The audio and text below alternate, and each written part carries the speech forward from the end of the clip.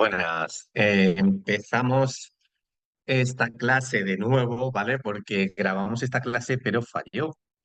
Entonces vamos a grabar esta clase toda seguida, sin vosotros escuchando, ¿vale? Y a partir de esta clase retomaremos el IRPF, ¿vale? Más o menos del PDF que se llama tema 3 resumen, vamos a acabar en la página 24, que es donde empiezan los rendimientos de las actividades económicas. Hay mogollón de información en este tema, son ciento y pico páginas, pero que nosotros hemos resumido en 60, pero que al final hay que entrar en detalle uno por uno porque en este tema del IRPF no vamos a saber hacer una declaración de la renta, lo que vamos a ver es el esquema del IRPF y consideraciones sobre el IRPF. A nuestros efectos, tenemos que dejar de torturarnos mentalmente de cómo nos vuelcan el temario y simplemente nos tenemos que adaptar a él, ver qué posibles preguntas nos pueden hacer e intentar resolverlas, ¿vale? Como hay tantísima información, es lo de siempre, lo recuerdo y lo recordaré en todas las clases. Lo único que tenemos que intentar hacer es, ahora estamos estudiando, nos centramos en esto e intentar absorber la cantidad máxima posible de información y de cuestiones que nos atormenten, ¿vale? Nosotros ahora vamos a ver el esquema que creo que se está grabando ahora sí, ¿vale? El esquema del IRPF. Este esquema del IRPF básicamente lo que hace, pero un segundito, vale, este esquema del IRPF lo que hará es ver qué rentas, porque es el impuesto de la renta de las personas físicas, qué renta forma parte de la que se llama la renta general y qué de renta forma parte de la renta del ahorro, ¿vale? Estoy viendo que están saliendo los subtítulos, o sea que fenomenal. Voy a intentar hacer una cosa a ver si funciona, que es intentar hacer que los subtítulos sean más largos, ¿vale? Así podéis verlo un poquito mejor, ¿vale? Seguimos, ¿vale? Disculpad que como esto no está ensayado, pues las cosas son como son así. Creo que se ve mejor los subtítulos que creo que estaréis viendo aquí, ¿vale? Y de hecho, pues puedo moverlos según esto y no sé si vosotros lo veréis cómo lo muevo, ¿vale? La cuestión es, empezamos con el IRPF, ¿vale? Dentro del IRPF está la renta general y la renta del ahorro. Dentro de la renta general, y ahora iremos a otro Word que he hecho y lo tenéis compartido en la carpeta y también veremos y repasaremos la carpeta. Dentro de la renta general vamos a incluir los rendimientos del trabajo, los rendimientos del capital inmobiliario, que es el que vamos a revisar ahora un poquito, la imputación de rentas, los rendimientos de actividades económicas, que no lo veremos en esta clase, ganancias y pérdidas patrimoniales, que no sean rentas del ahorro, ¿vale? En las rentas del ahorro estarán los rendimientos del capital mobiliario y estarán las ganancias y pérdidas patrimoniales, en este caso del ahorro, ¿vale? Las ganancias y pérdidas patrimoniales, por ejemplo, de la parte general serían, pues, que te toque la lotería. Eso sería una ganancia de pérdida patrimonial, ¿vale? Las pérdidas de la lotería no desgravan, ¿vale? No se consideran pérdidas. Cosas que tenemos que saber, ¿vale? Nosotros tenemos una carpeta compartida que se llama Oposiciones CaixaBank, ¿vale? Vamos a ver si me consigo introducir. Vale, perfecto. Entonces, esta carpeta de compartida tiene varias subcarpetas. Aquí está el temario de 2023, ¿vale? Vuelvo otra vez. Hoy está el temario y el temario sin resumir del año 2023, los audios que grabamos de los diferentes temas, no están todos los audios, pero son interesantes escucharlos. Y nosotros en estas clases nos tenemos que centrar en la carpeta 2024, resúmenes y examen, ¿vale? Ahora hemos empezado por fiscalidad y vamos por el tema 3, ¿vale? Del tema 3 veis que tenemos tema 3 preguntas sin respuesta número uno. Pregunta y respuesta número uno. Y tema 3 soluciones. El tema 3 resumen, es el resumen del temario, ¿vale? Lo hemos reducido casi a la mitad.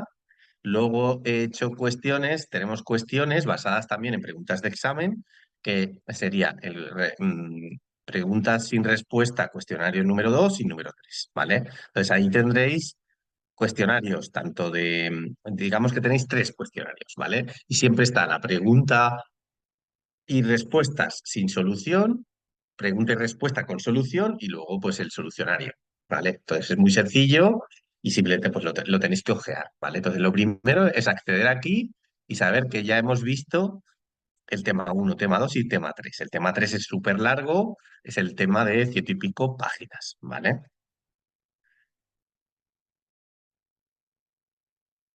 Vale, he configurado, he parado un momento la grabación y he configurado los subtítulos un poco más pequeños porque creo que si no os tapaba mucho la cámara, ¿vale? Y los puedo mover, entiendo que así los veréis igual que yo, ¿vale? Vamos a ver. Lo primero que vamos a ver es este resumen, ¿vale? Que es un poco, ¿qué es lo que vamos a ver en el IRPF? Pues qué rentas obtiene el contribuyente, cuáles están sujetas a gravamen, ¿vale? Una vez que sabemos qué rentas tiene, se inicia un proceso de integración y compensación y siempre, siempre, siempre, siempre los impuestos van a tener este esquema, ¿vale? Este esquema. Vamos a ponerle un cuadradito. Nosotros partimos de la base, a ver, creo que así sí que se ve, ¿vale? La idea es que vosotros os hayáis leído el PDF, este es un Word que está también en la carpeta compartida, y que os leáis el resumen y luego ya empezáis con las preguntas y respuestas. Y el vídeo, pues os lo escucháis de vez en cuando o lo miráis y es una manera de repasar, ¿vale? Entonces, siempre partiremos de la base imponible del ahorro, o sea, de la base imponible del impuesto, del IRPF, que será la base imponible general y la del ahorro. Para calcular la base liquidable, siempre partimos de la base imponible menos deducciones, ¿vale? Luego, el-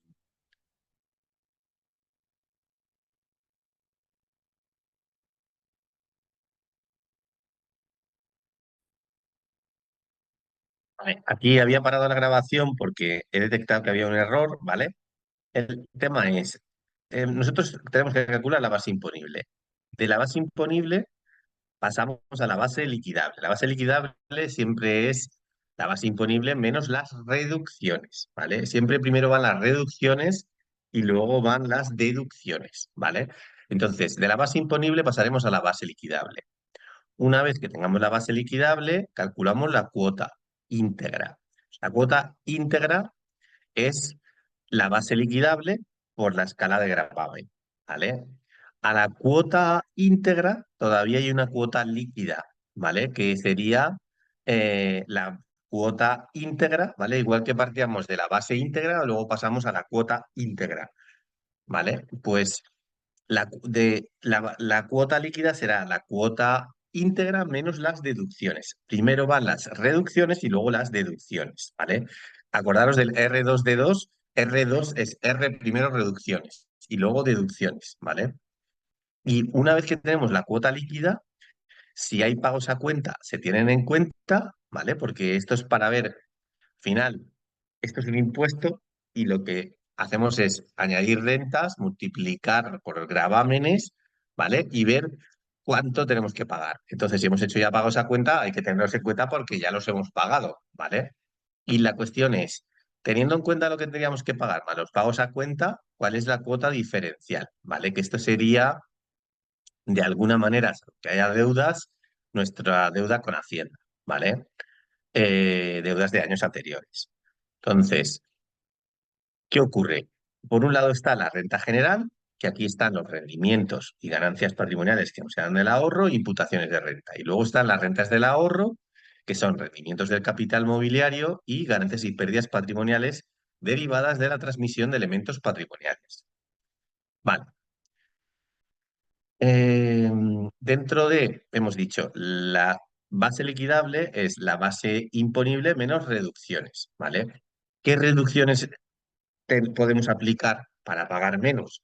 Pues aportaciones aportaciones y contribuciones a sistemas de previsión social, reducciones por aportaciones a patrimonios protegidos, reducciones por pensiones compensatorias, reducciones por tributación conjunta.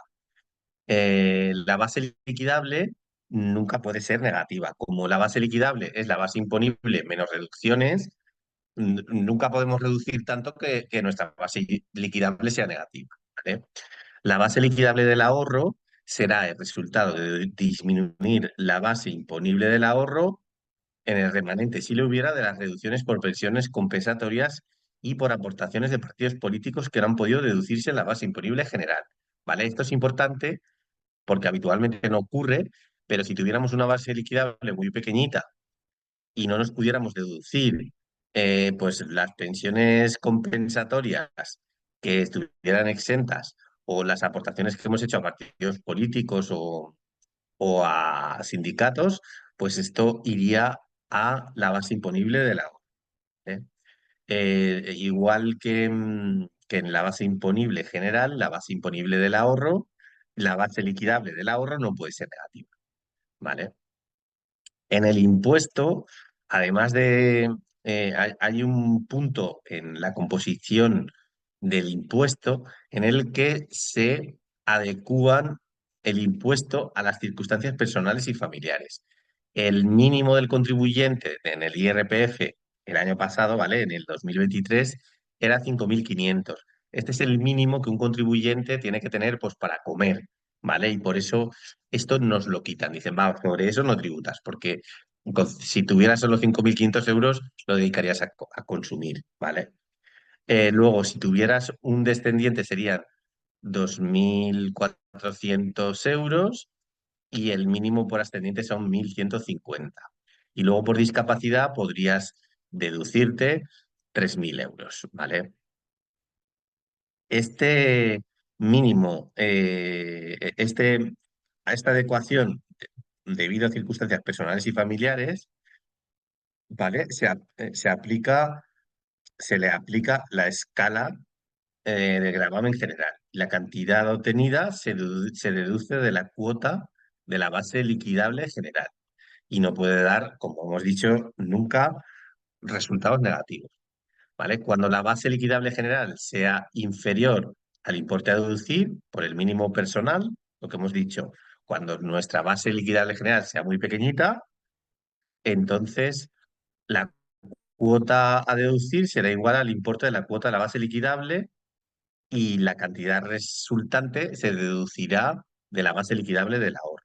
O sea, imaginaros que nosotros no tuviéramos hijos, pero nuestra base liquidable es inferior a 5.500.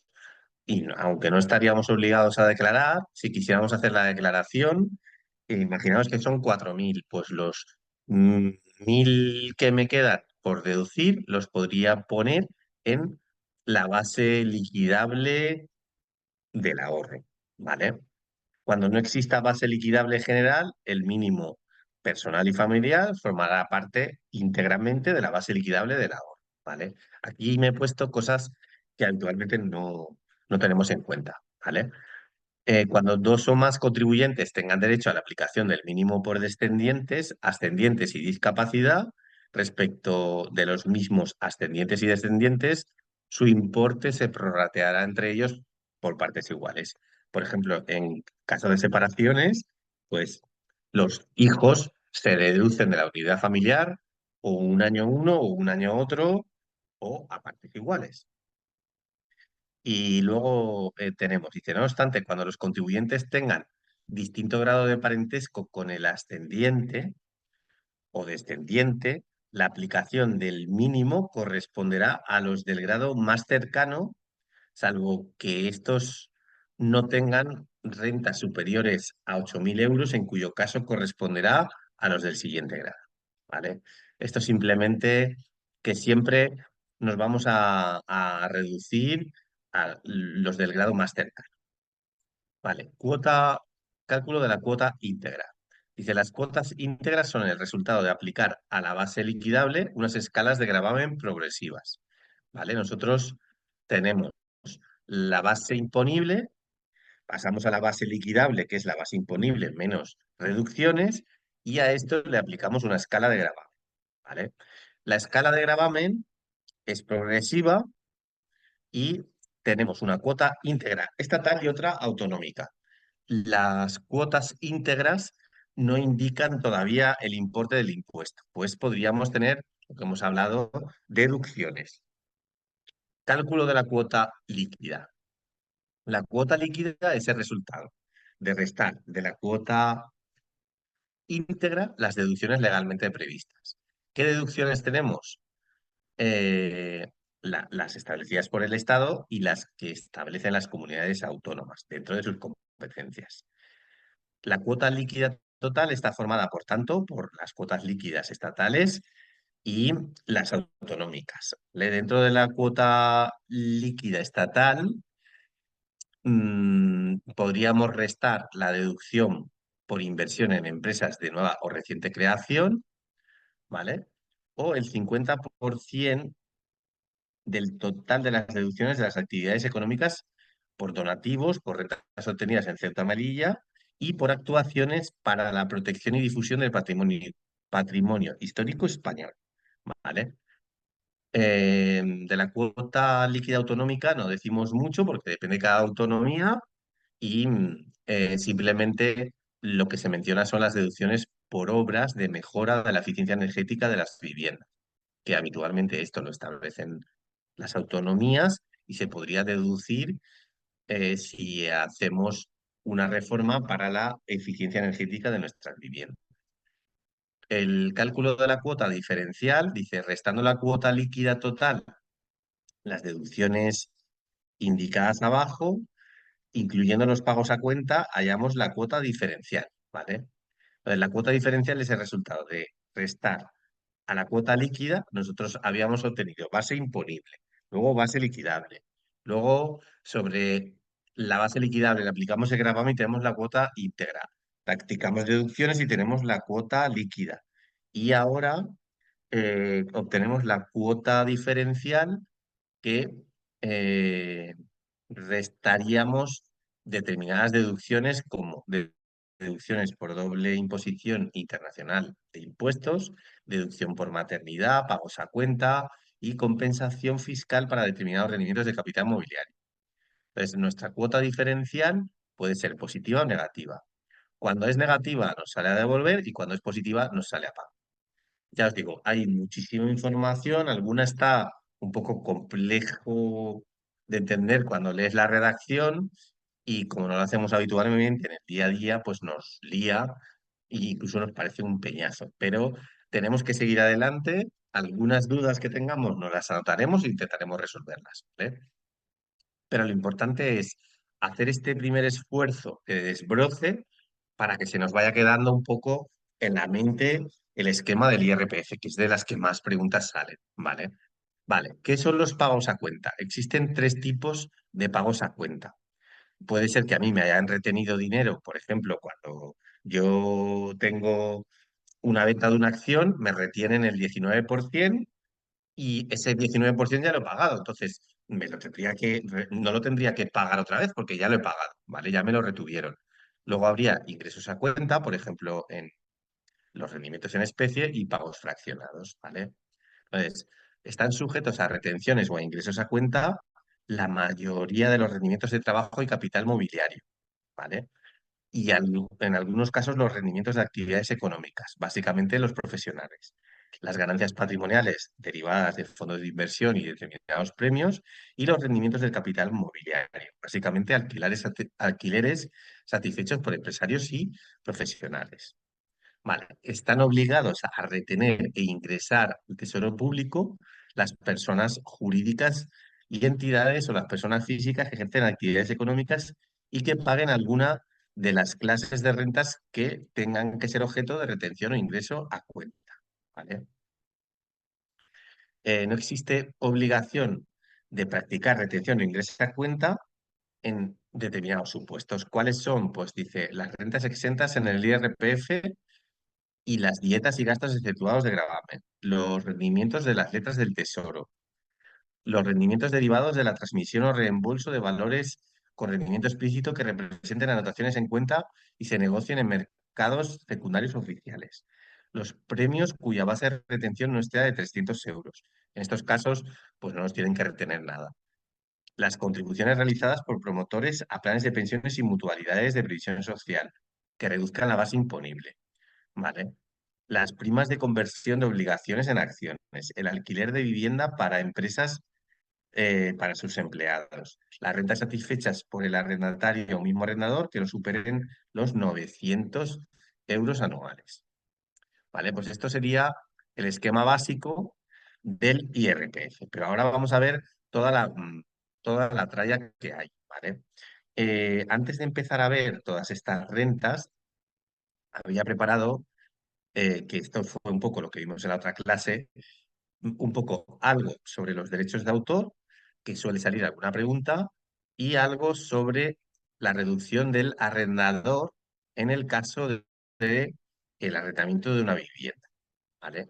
Entonces empezamos por ejemplo, los derechos de autor y vemos a ver qué cosas tenemos que saber. Dice, los rendimientos asociados a derechos de autor, por ejemplo, rentas asociadas a escribir una novela, pueden tener impacto fiscal de diversas formas. Una, como rendimientos del trabajo; dos, como rendimientos de actividad económica; o tres, como rendimientos del capital mobiliario. ¿Vale? Y nos van a preguntar sobre alguna de estas casuísticas. Entonces, ¿cuándo se consideran rendimientos del trabajo los rendimientos asociados a derechos de autor? Dice, sería el caso en el que un autor cede a un tercero el derecho de explotación, por ejemplo, a una editorial a cambio de que ésta explote comercialmente su libro. La renta que percibe el autor por la cesión tendrá la consideración de rendimientos del trabajo personal y se integrará en la base imponible general del IRPF. Se gravará, perdón, con la escala general de gravamen que va del 19 al 45. Ahora, ¿cuándo son los derechos de autor rendimientos de actividades económicas? Cuando es el autor el que profesionalmente vende su obra y la explota como actividad principal, y en estos casos pues debe emitir una factura con retención del 15% o del 7% si se cumplen determinados requisitos. Y luego, en cualquier otro caso, será rendimientos de capital mobiliario. Por ejemplo, los herederos de un autor que explotan los royalties computarán los ingresos como rendimientos del capital mobiliario. Un autor que vende a un particular los derechos de autor de una novela, para el particular son rendimientos del capital mobiliario, salvo que sea profesional, y además tendrá que pagar el impuesto de transmisiones y actos jurídicos documentados, ¿vale? Si vendiera a un particular, en este caso no es una editorial. Dice, para el autor, en el caso de la venta a un particular, el importe recibido por la venta a un tercero de esos derechos tributa como rendimiento de capital mobiliario también, ¿vale? Y luego, cuando un autor recibe de una revista una renta obtenida, pero no cede los derechos de explotación, tendrá la consideración de rendimiento del capital mobiliario, ¿vale? Esto es importante porque es aquí donde lía. O sea que si es una revista y no cede los derechos de explotación, entonces son rendimientos de capital mobiliario. El autor de una obra es el titular de los derechos de autor, que son los derechos de propiedad intelectual, que protegen la creación literaria, artística, científica y técnica. Y estos derechos de autor incluyen el derecho a la reproducción, distribución, comunicación pública y transformación de la obra, ¿vale? Y poco más. Aquí de derechos de autor no va a salir nada más. Sobre las reducciones y fiscalidad de un arrendamiento de vivienda, lo que tenemos que saber es que está el arrendador, que es el propietario del piso, y el arrendatario. Entonces, hasta 2015, ¿vale? Si tenías un contrato Antes de 2015 te puedes desgravar hasta un 10% con un límite de 9.040 euros. Después de 2015 depende de la comunidad autónoma y de la renta del arrendatario y del inquilino, ¿vale? Entonces, como norma general ya no nos podemos deducir el alquiler como arrendatarios, pero sí el arrendador, ¿vale? Para poder deducirte la vivienda debe ser vivienda habitual para el inquilino o arrendatario, ¿vale? O sea que el, la persona que nos va a alquilar el piso debe permanecer en ella como vivienda habitual al menos 3 años. La ley de vivienda ha cambiado y la reducción de la vivienda ha bajado para el arrendador del 60 al 50%. Incluso en 2024, lo veremos cuando cierre el temario, parece que lo quieren quitar esta desgravación de los pisos, excepto que estés en una zona tensionada, ¿vale? Actualmente, o hasta el 2023, en mercados tensionados podías llegar a desgravarte un 90% y si se rebajaba hasta un 5% el precio del alquiler, ¿vale? Aquí la idea es que alguien que tenga un piso, si no lo ocupa él, pues que lo pueda alquilar, ¿vale? Y como lo alquila en una zona donde hay poco alquiler, pues le premian desgravándose la renta y siempre y cuando además pues baja un poco el alquiler, o sea, ayuda a que no se tensione en esa zona el alquiler, porque baja un poquito los precios, ¿vale? Si además en cualquier otro lugar que no sea una zona tensionada, el inquilino o arrendatario es joven, entre 18 y 35, la desgravación es del 70% para el arrendador. Entonces, ¿qué gastos puede deducirse un arrendador? Los intereses de la hipoteca, las comisiones de amortización anticipada, la reparación de la vivienda, el IBI y otras tasas. Si te deben dinero y el inquilino es moroso y está en concurso, la deuda te la puedes deducir. Los gastos de comunidad, la amortización de los muebles, si está amueblado el piso, hasta un 10% en 10 años, ¿vale? La amortización del inmueble por el 3% del valor catastral, los seguros y suministros de la vivienda, los gastos de formalización del contrato, luz, agua, etcétera, si las paga el arrendador, y tienes una excepción de tributar el 30% por rentas irregulares. Si, por ejemplo, pues se te rompe algo, te lo pagan, pues tú, como eso es una renta irregular, podrías aplicar el 30%. Lo veremos en los ejemplos, ¿vale? Entonces, ahora sí, ya empezamos con el PDF del tema 3 resumen, ¿vale? Aquí, como el temario está muy poco preparado y está un poco revesado, algunas veces se repiten conceptos, pero nosotros los iremos viendo y repitiendo y es una manera de que se nos vaya quedando. Ya lo iréis viendo, nosotros vamos a ir viendo cada una de estas casillitas.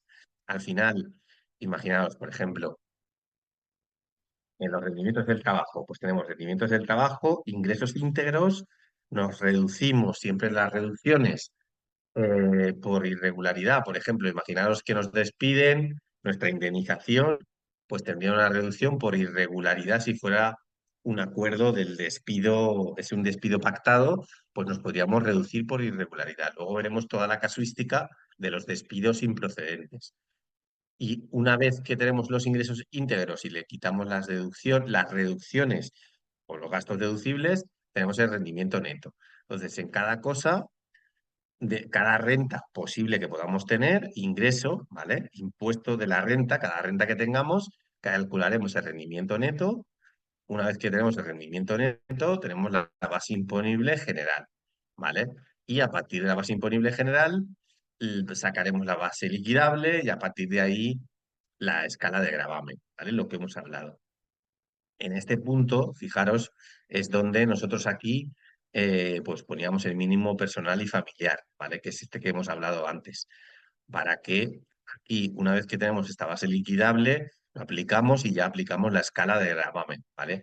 Sería, sumamos la base, por ejemplo, en este caso sería las rentas de capital, las rentas de trabajo, más las rentas de capital inmobiliario menos lo que nos podamos deducir por mínimo personal, ¿vale? O sea que la cuestión es que está fenomenal. Cuantos más hijos, pues menos impuestos pagas y te lo aplican aquí. Claro, lo ideal sería que te lo aplicaran ya al principio, pero al aplicártelo aquí y aplicarles cara de gravamen, te resta un poquito, pero no demasiado, ¿vale?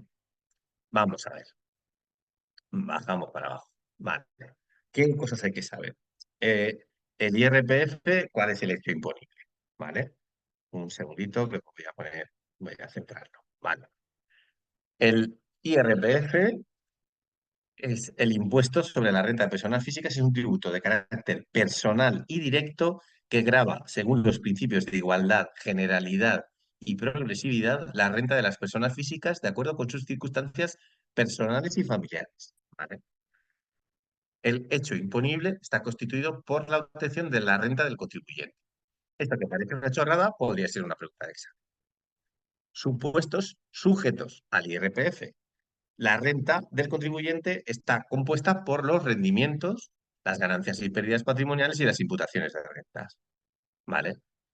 Estos tres tipos de rentas, rendimientos, ganancias e imputaciones, por eso las imputaciones de rentas se asimilan a rentas o rendimientos, se subdividen en tres grandes categorías. ¿Vale? Los rendimientos serían rendimientos del trabajo, inmobiliarios, mobiliarios y de actividades económicas. ¿Vale? Las ganancias y pérdidas patrimoniales y las imputaciones de rentas. ¿Qué son imputaciones de rentas? Son imputaciones de rentas inmobiliarias, el régimen de atribución de rentas, imputaciones de rentas por transparencia fiscal internacional o imputaciones de renta por la cesión de derechos de IMI. Vamos para allá. Dice la ley, excluye del hecho imponible, ¿vale? Estos serían supuestos no sujetos, hemos visto supuestos sujetos, ahora no sujetos. La ley excluye del hecho imponible determinadas rentas que están no sujetas, que quedan fuera del ámbito de la aplicación del impuesto. Las principales rentas no sujetas son las rentas que se pagan por el impuesto de sucesiones y donaciones, no van al IRPF. No, no tributas dos veces, ¿vale? Si tributas en el IRPF, no tributas en el impuesto de sucesiones y donaciones. Las ganancias o pérdidas patrimoniales en las transmisiones lucrativas por causa de muerte del contribuyente, la denominada plusvalía del muerto, ¿vale? Si ha recibido unos fondos y estos fondos tenían unas plusvalías importantes, pero el tenedor de estos fondos falleció y te los cedió a ti por, por, por mortis causa, la plusvalía que hubiera no tributa, ni para el fallecido ni para el adquiriente, ¿vale? De los fondos. Desde el 92, desde el año 92, lo que obtengas, pues se graba en el impuesto de sucesiones o donaciones, ¿vale? Las ganancias patrimoniales o pérdidas patrimoniales de determinadas transmisiones lucrativas de empresas familiares o participaciones. Estas están exentas, ¿vale? Determinadas pérdidas patrimoniales, o sea, tú no te puedes, las no justificadas no entran en Hacienda. Las debidas al consumo, tampoco.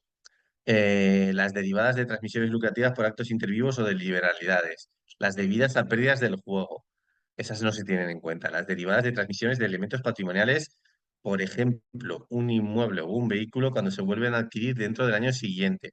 O sea, tú no tienes una minusvalía si tú vendes un coche y lo recompras, vendes un coche, pierdes dinero y lo recompras a los 3 meses. Eso no es una minusvalía de efectos de Hacienda. Las derivadas de la transmisión de valores o participaciones cuando se hayan adquirido otros valores homogéneos en el plazo anterior o posterior de 2 meses. Esta es la regla de 2-12, ¿vale? Pero aquí es la regla del 2, que sería, por ejemplo, acciones de cotización oficial o de sociedad o participaciones de un mismo fondo de inversión. O sea, si tú compras y vendes en 2 meses el mismo fondo, aunque tengas minusvalías, como lo has recomprado muy pronto y estás especulando, no te lo podrías deducir hasta que las vendas ya definitivamente y no las vuelvas a recomprar, ¿vale? Y tendría que pasar si son acciones sin cotización oficial, en lugar de 2 meses, entonces sería un año, ¿vale? Que es la regla 2-12. Luego, las reducciones de capital tampoco computan en el IRPF, salvo que el exceso de vuelta al socio sobre el valor de la adquisición de las acciones o participaciones, ¿vale? O sea, imagínate que tú tienes un capital social y por lo que sea reduces el capital, Si has ganado dinero, este exceso devuelto, sí que, si tú, por ejemplo, pusiste 1.000 y luego te devuelven 1.000 de los 1.200, pues los 200 que sí que los has ganado, eso sí que tributarías. ¿Vale? Luego, las cantidades percibidas como consecuencia de la disposición de vivienda habitual, hipoteca inversa por mayores de 65. Y a partir del 15 de mayo de 2013, las personas con dependencia severa o gran dependencia. Vale, pues eh, si tú tienes una hipoteca inversa y eres mayor de 65, las rentas que obtenga por esa hipoteca inversa tampoco entrarían en el IRPF, aunque fuera una renta. ¿Vale? Presunciones que hace el IRPF. La ley establece que determinadas prestaciones se presumirán retribuidas salvo prueba en contrario y por lo tanto estarán sujetas al impuesto. Se presumen retribuidas las prestaciones de bienes, derechos o servicios susceptibles de generar rendimientos de trabajo personal o de capital. Si el contribuyente no puede probar la ausencia de retribución, el valor de las prestaciones a considerar será el valor normal del mercado, que se entiende como la contraprestación que se acordara entre sujetos independiente y debidamente formados. En el caso de los préstamos, el resultado será el de aplicar el tipo de interés legal del dinero que se halla en vigor en el último día del periodo impositivo. Por ejemplo, un contribuyente le presta a otros 12.000 euros a un amigo para la compra de un automóvil, sin cobrarle ningún interés. A efectos del IRPF, se considera que el contribuyente cobra por el préstamo concedido a su amigo el interés legal del dinero y, por tanto, tiene que tributar para ello, a no ser que pruebe la gratuidad del mismo. Exenciones. ¿Qué rentas no están, eh, a pesar de que forman parte del hecho imponible, están exentas, ¿vale? No es que no estén sujetas, sino que están exentas? Eh, las prestaciones públicas extraordinarias por actos de terrorismo. Si te pagan una prestación porque un familiar eh, ha fallecido por un acto de terrorismo, eso no tributaría.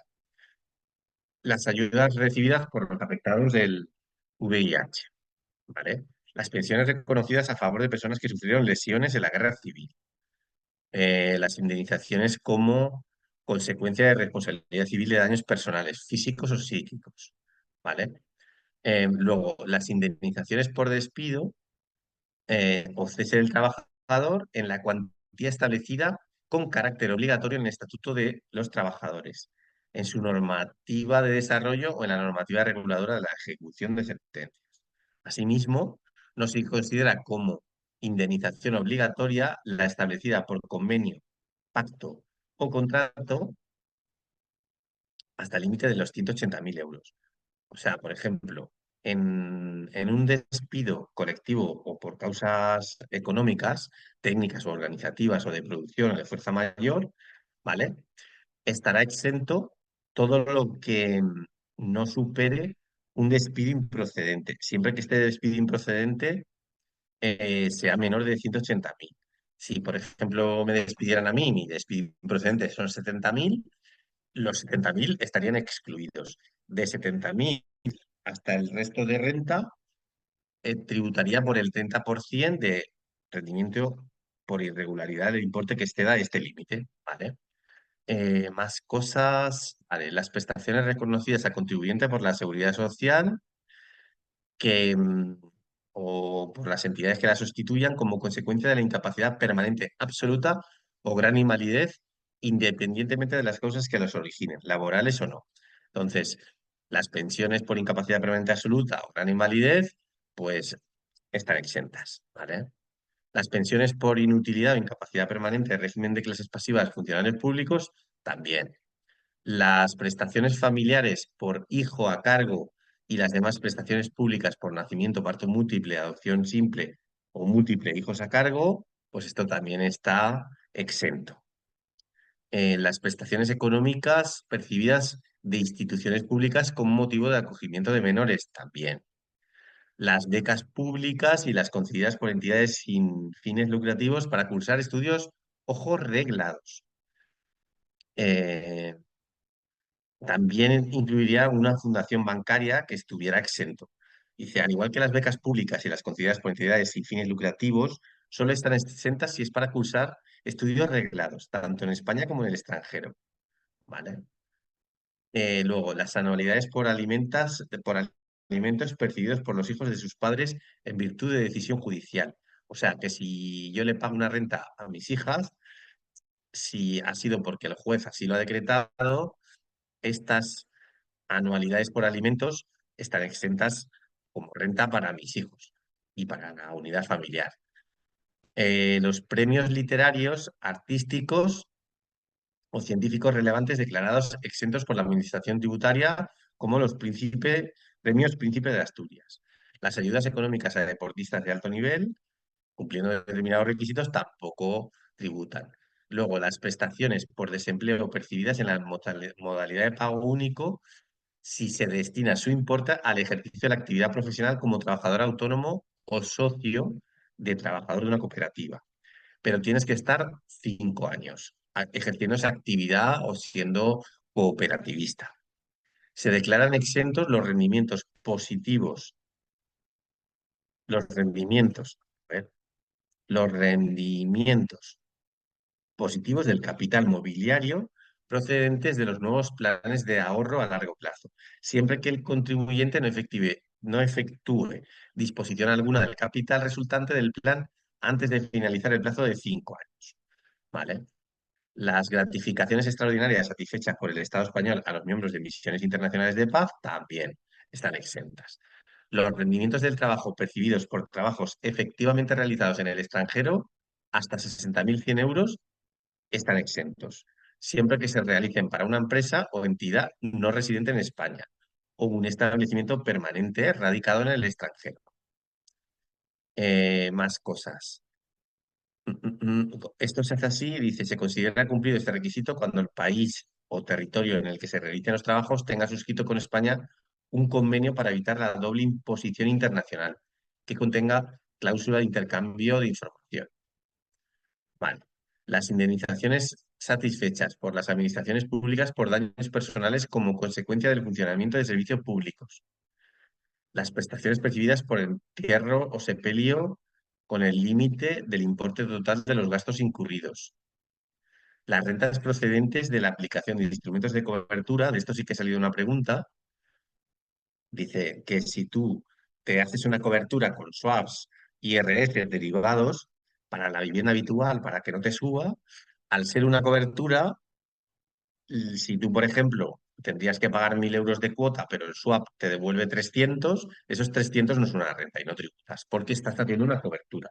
Si estuvieras especulando, sí que sería una renta. Las ayudas económicas a personas con hemofilia o hepatitis C como consecuencia de tratamientos en el ámbito del sistema sanitario público. La rentabilidad acumulada en el momento de constituirse, la renta vitalicia derivada de los planes individuales de ahorro sistemático, los PIAs, si se cumplen determinados requisitos. Las prestaciones públicas destinadas al cuidado y asistencia del personal en situación de dependencia. Las ganancias patrimoniales obtenidas por la transmisión de la vivienda habitual de una persona de más de 65 o en situación de dependencia severa o gran independencia, ¿vale? Gran dependencia. Entonces, si tú vendes tu vivienda a partir de los 65 años, la ganancia patrimonial que obtengas no tributa. Las prestaciones y ayudas familiares percibidas por las administraciones públicas por nacimiento, adopción, acogida o cuidado de hijos menores. Vale. Y luego, yo creo que aquí poco más. Dice las prestaciones reconocidas por la Seguridad Social o por las entidades que la sustituyan como consecuencia del proceso de maternidad o paternidad. Y luego las prestaciones percibidas por la Seguridad Social en concepto de ingreso mínimo vital tampoco tributan. Vale, ¿qué se consideran operaciones vinculadas en el IRPF? Se consideran operaciones vinculadas las realizadas entre una sociedad y sus socios consejeros o administradores. ¿Vale? Los socios o consejeros o administradores de la sociedad del mismo grupo. También se consideran los cónyuges o personas relacionadas por parentesco en línea directa o colateral, por consanguinidad o afinidad, hasta el tercer grado de cualquiera de los puntos anteriores. O sea, hasta el tercer grado de los familiares de socios, consejeros, administradores se consideran operaciones vinculadas. Y todas las operaciones que hubieran se valorarán al precio normal de mercado de acuerdo con las normas del impuesto de sociedades. Por ejemplo, una persona presta un servicio profesional a una sociedad de la cual es socio por un importe de 900 euros, siendo el valor de mercado 1.500. Él nos cobra 900, es, por ejemplo, el sobrino. Entonces, en este caso, deberíamos de tributar por 1.500 porque es una operación vinculada, ¿vale? Luego, ¿quiénes son los obligados tributarios? ¿Quién es el contribuyente? El contribuyente es el sujeto pasivo que realiza el hecho imponible, siendo contribuyentes del IRPF las personas físicas que se encuentren en algunas situaciones como estas, ¿vale? Las personas físicas que tengan residencia habitual en territorio español, las personas físicas de nacionalidad española, así como su cónyuge no separado legalmente e hijos menores de edad que tuviesen residencia habitual en extranjero por su condición de miembros de misiones diplomáticas españolas, ¿vale? La pareja y los hijos de un cónsul o un diplomático también tributarán el IRPF. Luego, las personas físicas de nacionalidad española que acrediten su nueva residencia fiscal en un país o territorio calificado como paraíso fiscal, no perderán, ojo, su condición de contribuyentes en el que se produzca el cambio de residencia y seguirán siendo residentes españoles en los 4 periodos impositivos siguientes. O sea, lo que publicas este año y tienes 4 años, ¿vale?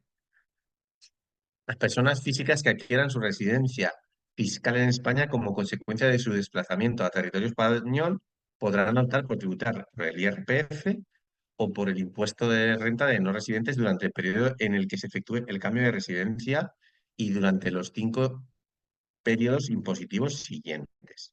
¿Vale? Y tienen que cumplir una serie de requisitos. Esto ya lo leeréis y es lo que os digo. Hay que hacer una revisión superficial y ver las preguntas que nos vayan saliendo en los cuestionarios que tenemos millones, ¿vale? Las personas físicas residentes en España tributan en el IRPF por toda la renta que obtengan dentro o fuera del territorio español, sea cual sea el lugar de residencia del pagador, sin perjuicio de que la deducción de los impuestos pagados por rentas satisfechas pueda realizarse en el extranjero para evitar doble imposición.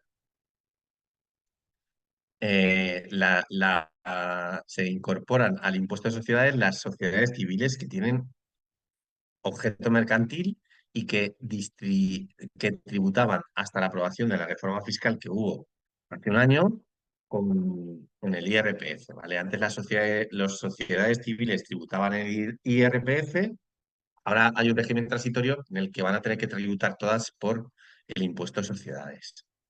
Vale. Residencia habitual en territorio español. Dice, se entiende que el contribuyente tiene su residencia en territorio español cuando permanezca más de 183 días, que radique en España el núcleo principal o la base de las actividades e intereses económicos de forma directa e indirecta, o que residan habitualmente en España el cónyuge no separado legalmente y los hijos menores de edad que dependen de él. Vale. ¿Cuál es la residencia habitual en el territorio de una comunidad autónoma? Con carácter general, toda persona residente, como tenemos 2 tramos, en territorio español es residente de una comunidad autónoma. Si eres una persona que eres un miembro de misiones diplomáticas o consulares, el- en este caso debes tributar íntegramente para el Estado. La comunidad autónoma, ¿vale? De residencia habitual para una persona física residente en España se determina de acuerdo con los siguientes criterios. Por el criterio de permanencia, que es resides en la comunidad en la que hayas pasado más días del periodo impositivo, tu centro principal de intereses o la última residencia declarada de efectos del IRPF. Luego, vale, aquí hay una serie de cuestiones, pero os las leéis y si surgieran las preguntas lo revisamos, porque tampoco es tan relevante. Vale. Conceptos fiscales. Dice, la renta objeto del impuesto se puede agrupar en 3 categorías. Rendimientos del trabajo, rendimientos del capital mobiliario e inmobiliario. rendimientos de actividades económicas, ganancias y pérdidas patrimoniales, imputaciones de rentas. Vamos a ver los rendimientos del trabajo, ¿vale? Nosotros, todo esto que vamos a hacer es hasta los rendimientos de las actividades económicas, que es donde pararemos este vídeo. ¿Eh? Los rendimientos del trabajo se pueden clasificar en retribuciones dinerarias y retribuciones en especie, ¿vale? O sea, tú puedes ser retribuido o con dinero o con retribuciones en especie. Sobre las retribuciones dinerarias, pues serían los sueldos y salarios, las prestaciones por desempleo, eh, remuneraciones en conceptos de gastos de representación, dietas, excepto aquellas que estén exentas, que ahora las veremos, anticipos sobre remuneraciones, las contribuciones o aportaciones satisfechas a promotores por los promotores de planes de pensiones se consideran rendimiento del trabajo. Primero suman y luego lo restas, ¿vale? Realmente, de alguna manera, las aportaciones al plan de pensiones casi son neutras porque las sumas y luego las restas. Luego, pensiones y haberes pasivos de regímenes públicos, eh, por ejemplo, porque te has jubilado, ¿vale? O porque tienes una invalidez, excepto las que están exentas. Eh, Luego, las prestaciones percibidas por los beneficiarios de mutualidades, de colegios de huérfanos, etcétera. Las prestaciones de los planes de pensiones también se consideran rendimientos del trabajo. Prestaciones de contratos de seguros con mutualidades de previsión social, excepto algunas que deben de tributar impuestos de suspensiones y donaciones, prestaciones por jubilación e invalidez, prestaciones percibidas por los beneficiarios de planes de previsión asegurados, prestaciones de planes de previsión asegurados y cantidades que se abonen por razón de cargo. Vale, nada, esto, mm, cualquier renta asociada al trabajo de las que están enumeradas, ¿vale? Por ejemplo, si tú impartes cursos, conferencias, coloquios, esto también sería rendimiento del trabajo. Eh, Luego, por ejemplo, rendimientos derivados de la elaboración de obras literarias, siempre que se ceda el derecho a su explotación, ¿vale? Esto es lo que habíamos visto, que si yo cedo el derecho de explotación a una editorial, pues lo que me paguen será para mí rendimientos del trabajo, porque es un profesional al que le he cedido ese, ese dinero. Si se lo cedo a un particular, serían rendimientos de capital mobiliario. Luego, pensiones compensatorias recibidas del cónyuge y anualidades por alimentos, excepto las que sean a favor del contribuyente que quedan exentas, ¿vale? O sea, si tú recibes una pensión compensatoria del cónyuge, eso es eh, rendimiento del trabajo, pero las anualidades por alimentos, si se pagan no al cónyuge, sino a los hijos quedan exentas, ¿vale? Porque son rentas para ellos y no las tributas, ¿vale? Luego, los derechos especiales de contenido económico que se reserven a los fundadores o promotores de una sociedad como remuneración de sus servicios personales. Y un segundito. Vale, seguimos. Las becas no exentas, hay algunas becas que están exentas. Y luego, por ejemplo, si las aportaciones realizadas a patrimonio protegido de las personas con discapacidad. Vale. ¿Qué rentas asociadas al trabajo están exceptuadas? Pues los gastos de locomoción, gastos en transporte público, cuantía del gasto que se justifique mediante factura o documento equivalente, gastos del transporte particular, 0,19 kilómetros, que era en 0,19, pero ahora es 0,26, ¿vale? Si se justifica el desplazamiento, los gastos de estancia o alojamiento y los gastos de manutención, ¿vale?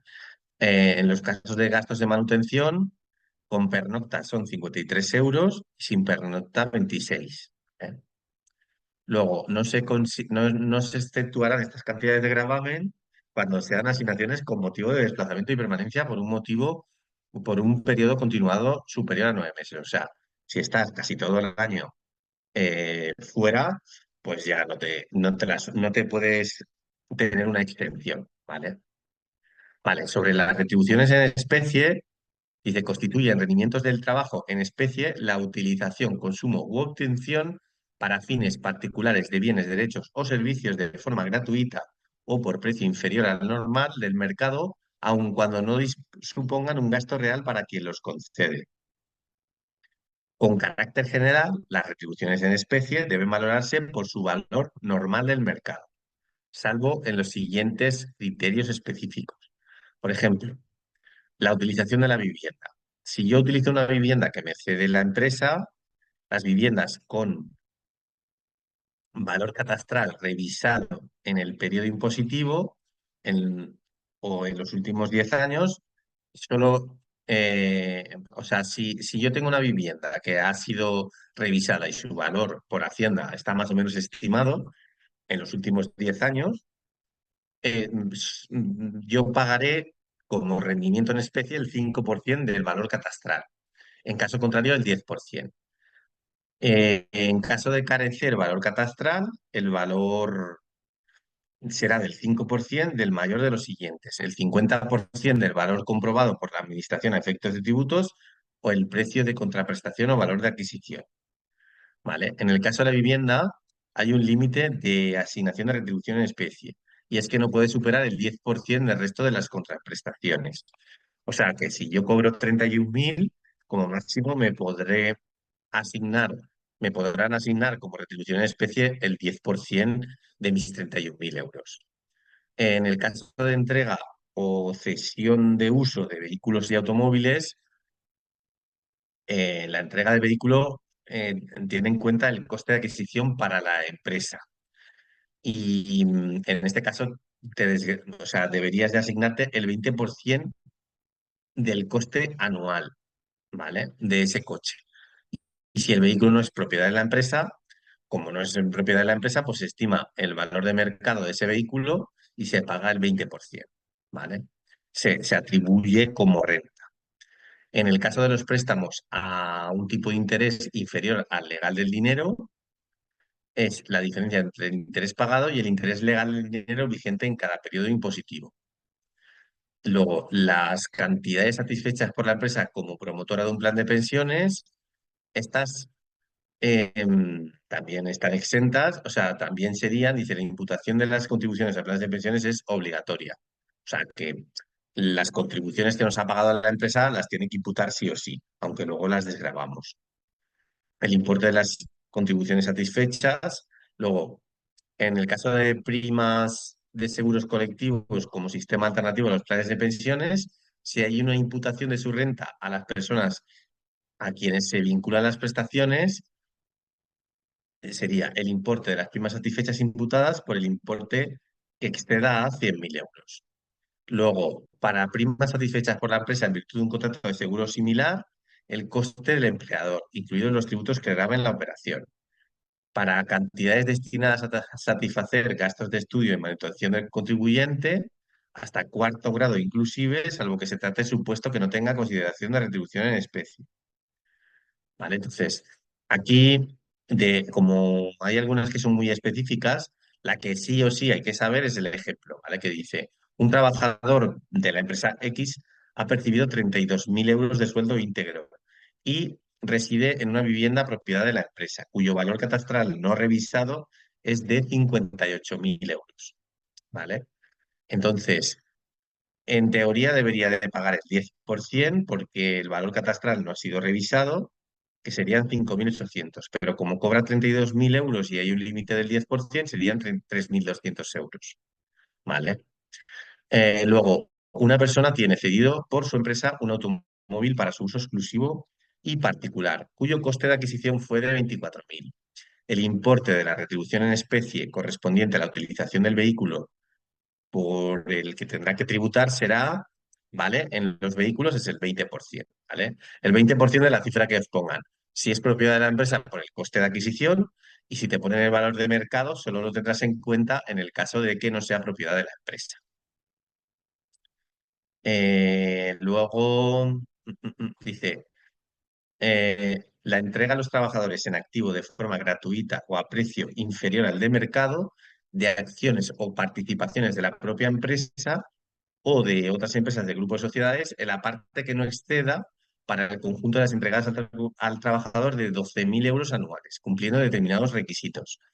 En este caso, esto lo tenemos incluido en compensa más, ¿eh? Y lo podríamos hacer y además no lo podríamos desgravar, con lo que está fenomenal.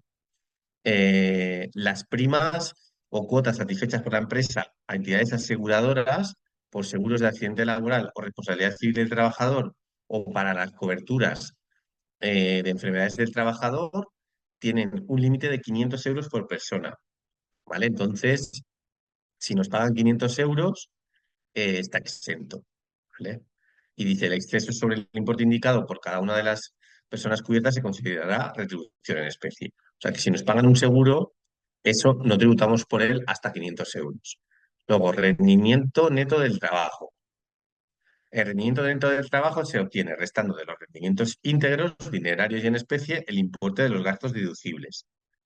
Y poco más. Aquí no voy a seguir, ¿vale? Entonces es rendimientos íntegros serían los rendimientos íntegros, las reducciones menos los gastos deducibles.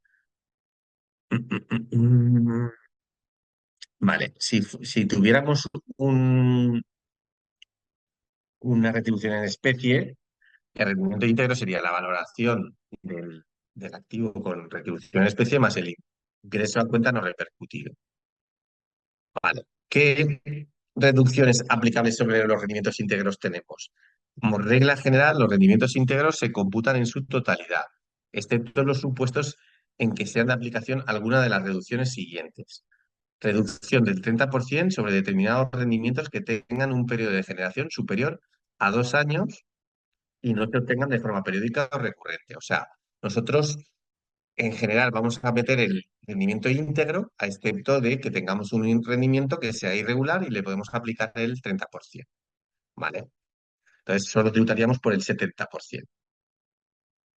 Luego, vale. Vamos a ver, aquí, por ejemplo, hay nada más. De esta parte no voy a explicar nada más. En el caso de los planes de pensiones, tenemos una excepción que sería que si nosotros recibimos un plan de pensiones y lo rescatamos, que lo veremos en la parte de planes de pensiones, cumpliendo todos los requisitos, hay un 40% exento para las aportaciones anteriores a, al 1 de enero de 2007. ¿Vale? Entonces solo tributamos por el 60%, pero no tenemos la reducción del 30% por rendimiento irregular. Vale. Y esta parte ya está. De gastos deducibles tenemos, pues, una vez aplicadas las reducciones previstas en los rendimientos del trabajo, tenemos algunos gastos deducibles. Las cotizaciones a la seguridad social sería la más importante, las cotizaciones a colegios de huérfanos o entidades similares, las cuotas satisfechas a sindicatos, las cuotas satisfechas a colegios profesionales y los gastos de defensa jurídica derivados directamente de litigios suscitados en la relación del contribuyente con la persona de los que recibe los rendimientos, con un límite de 300 anuales. ¿Vale? ¿Cuál es el importe de rendimiento del trabajo en este caso? ¿Vale? Imaginemos, Ana tiene un salario bruto anual de 39.000. El importe de las cotizaciones a la Seguridad Social asciende a 2.000, que sabemos que eso se reducirá como gasto. Además, Ana cumplió 10 años en la empresa y ha recibido 6.000 euros de prima por antigüedad. Las retenciones practicadas por la empresa sobre los rendimientos del trabajo son 7.750. Dice, Yana paga una cuota anual de 300 euros al sindicato obrero donde está afiliada. Entonces, ¿cuál es su rendimiento íntegro? 45.000 euros, que son 39.000 más los 6.000. Se reduce un 30% por rendimiento irregular de ese premio de la empresa, que son 1.800 por los que tiene que tributar. O sea, se reduce 1.800 de los 6.000. Y además de gastos deducibles, se quitaría las 2.000 de cotizaciones más la cuota sindical. El rendimiento neto sería, por tanto, de 45.000, lo ha pasado a 40.899. ¿Vale? Pues hay una parte de renta que no va a tributar. Vale, sobre los rendimientos del capital mobiliario, que pueden ir tanto a la parte general como a la parte del ahorro, pues tienen consideración de rendimientos de capital mobiliario la totalidad de las utilidades o contraprestaciones, cualquiera que sea la denominación o naturaleza, dinerarias o en especie que provengan directa o indirectamente de elementos patrimoniales, bienes o derechos de naturaleza mobiliaria de los que sea titular el contribuyente y no se den efectos a actividades económicas realizadas por el mismo. ¿Eh? Entonces, hay cuatro grupos de elementos patrimoniales de los cuales proceden los rendimientos del capital mobiliario. Pueden ser rendimientos por la participación en fondos propios de cualquier entidad, rendimientos por la cesión a terceros de capitales propios, rendimientos procedentes de operaciones de capitalización y contratos de seguro y mal, que no deben tributar como rendimiento de trabajo. Y el último son otros rendimientos de capital inmobiliario. ¿Vale? Sobre rendimientos por la participación de capitales de fondos propios, pues serían los dividendos, las primas de asistencia junta, participaciones de beneficios y los procedentes de cualquier clase de activos, excepto la entrega de acciones liberadas que faculten para participar en los beneficios, ventas, operaciones, ingresos o conceptos análogos de una entidad. ¿Eh? Entonces, los derivados de la constitución o cesión de derechos de uso y cualquier otra utilidad procedente de una entidad por condiciones de socio accionista o participe. ¿Vale? Hay una norma ante aplicación de resultados negativos que es igual que lo que habíamos hablado, que como tú te puedes deducir minusvalías, lo que no puedes es, si cotizan en un mercado oficial y son líquidos, en 2 meses recomprarlos. O sea, tú, imagínate, a final de año los vendes con minusvalías y en enero los recompras con plus para volver a tenerlos. Pues no te puedes deducir esas minusvalías que has tenido por haberlos recomprado en 2 meses. ¿Vale? Luego, hay otros rendimientos del capital mobiliario que son rendimientos ocasionados por la cesión a terceros de capitales propios. ¿Vale? Estos rendimientos serían los rendimientos eh, de las contraprestaciones derivadas de cuentas en toda clase de instituciones financieras, ¿vale? Los depósitos a plazo, etcétera. O los rendimientos procedentes de cualquier instrumento de giro, incluso los ocasionados por operaciones comerciales. ¿Vale? Las rentas derivadas de participaciones preferentes también se consideraría cesión a terceros de capitales propios. Aquí, como veremos, esto en bastante profundidad en otros temas, lo dejo de momento. Luego también hay rendimientos procedentes de operaciones de capitalización y de contratos de seguro de vida o invalidez, siempre que no deban tributar como rendimientos del trabajo. ¿Vale? Entonces, si no tributan como rendimientos del trabajo, son rendimientos de capital mobiliario. Y nada, aquí poco más. Vale, de esta parte, ¿vale? De los rendimientos de capital mobiliario, que no son rendimientos de trabajo que vienen de un seguro de vida o invalidez, hay que saber que cuando tú estableces este tipo de instrumentos, puedes establecer cuando vas a cobrar o rentas inmediatas vitalicias o rentas vitalicias, o sea, rentas, a ver cómo le llama, ahora os digo el nombre, rentas diferidas vitalicias o temporales y en función de cómo obtengas tu renta, tributarás de una forma u otra. Entonces, recapitulo, las rentas asociadas a seguros pueden ser rentas inmediatas vitalicias o rentas inmediatas temporales. O yo hago una renta o por un periodo, sería temporal o vitalicio, y me lo pagan ya. Rescato y me lo pagan. Pero luego hay rentas diferidas que también pueden ser vitalicias o temporales. ¿Vale? Entonces están las rentas inmediatas o diferidas y dentro de ambas dos están las eh, vitalicias o temporales, ¿vale? Inmediatas o diferidas y luego vitalicias o temporales, ¿vale? O sea, hay cuatro tipos diferentes, las inmediatas vitalicias y las inmediatas temporales y las diferidas vitalicias y las diferidas temporales. Es un poco trabalengua si no lo es, pero lo repasaremos, ¿vale? Es para que os vayan sonando las cosas que preguntan. Rentas inmediatas vitalicias, ¿vale? Esto es una renta que yo tenía un contrato de seguro, como es inmediato me lo van a pagar ya, pero me pagan una renta de por vida. En este caso, yo tributaré en función de la edad que tenía cuando constituí la renta, ¿vale? Entonces, si yo hago una renta vitalicia hoy para que me den una renta vitalicia inmediata y para siempre, ¿vale? Pues si soy muy joven, tributo el 40%, ¿vale? Por la renta que me paguen. Si, si la hago dentro de 10 años, otra renta vitalicia, tributaré al 50, al 35. Y cuando ya tengo entre 60 y 65 años, voy a tributar por las rentas que me paguen un 24%. Ojo que esto es rentas inmediatas vitalicias. Yo hago una renta y me empiezan a pagar, yo cambio mis 100.000 euros por una renta para siempre, ¿vale? Entonces, de esa renta que obtenga, si soy muy joven, pues voy a pagar un 40% de la renta que obtenga, ¿vale? Entonces, por ejemplo, a ver si me pone, dice, edad del perceptor al constituirse la renta, 55 años. Yo tengo una renta de 4.400 euros. Entonces, cuando tienes 55 años, tributas por el 28%.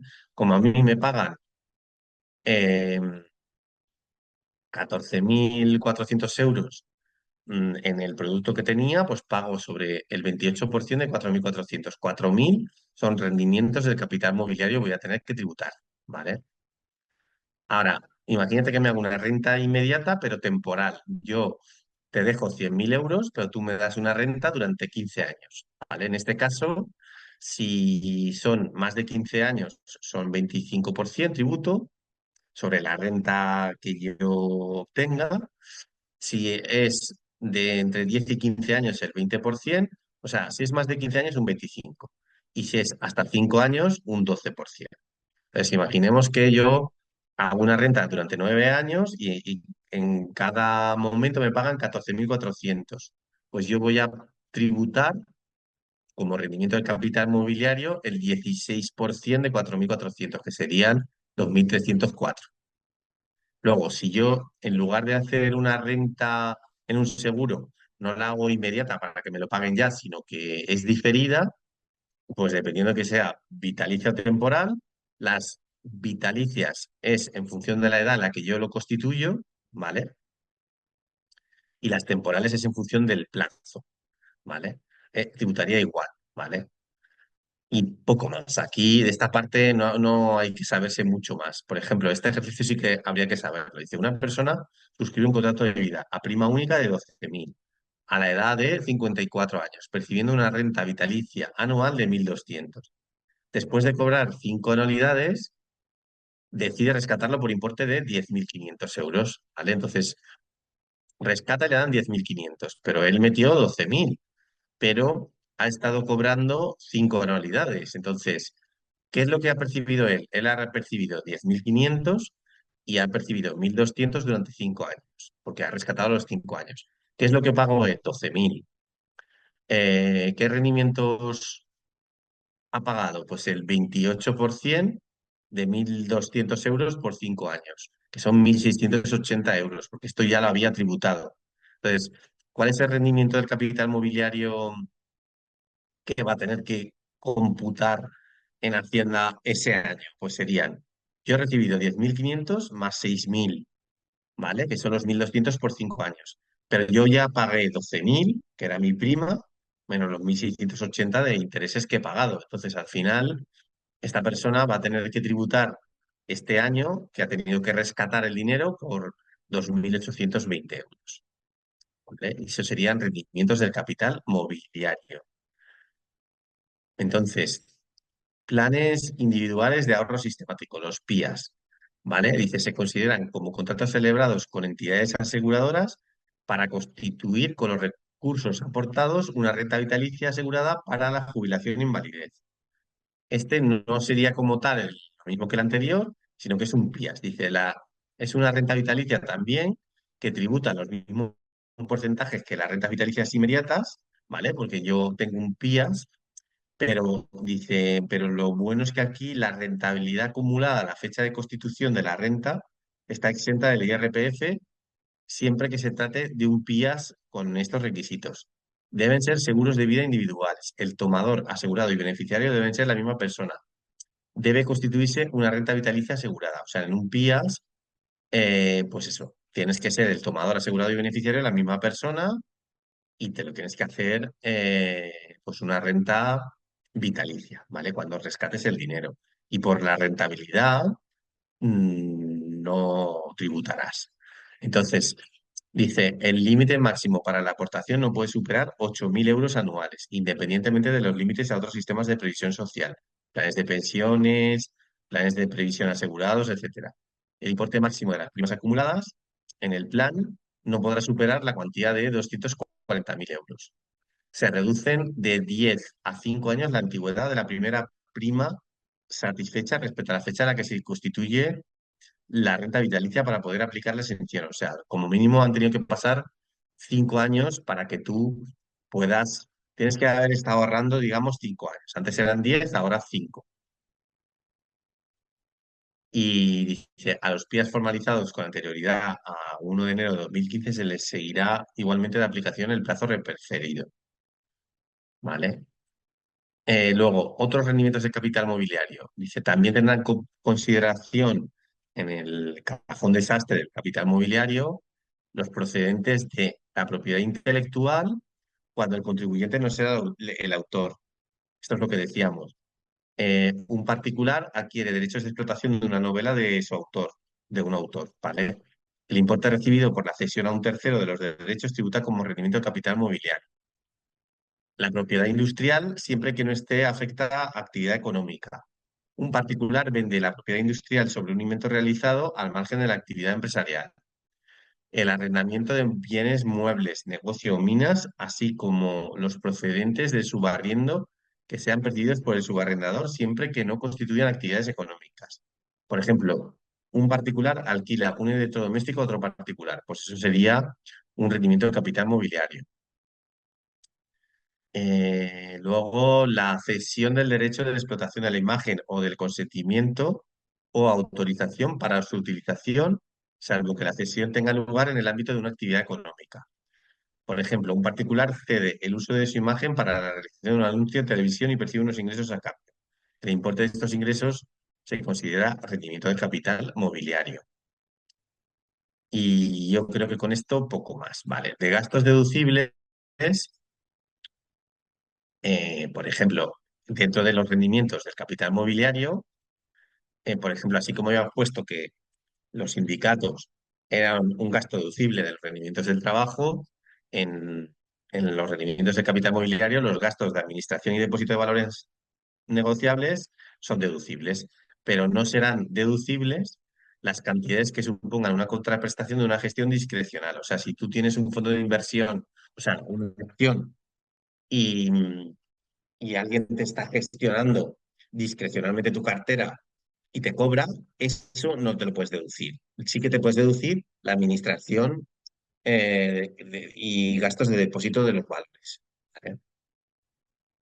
Luego, en el caso de rendimientos derivados de la prestación de asistencia técnica, arrendamiento o subarriendo, son deducibles todos los gastos necesarios para su obtención, incluida la amortización de los bienes, sin ningún límite. Vale. Reducciones. Dice, el rendimiento neto del capital mobiliario se computa como regla general en su totalidad. No obstante, se establece la aplicación de determinadas reducciones de rendimiento en los siguientes casos, ¿vale? Cuando te podrás, digamos, hasta un 30% exento por, por irregularidad de la renta en la que lo hayas obtenido, ¿vale?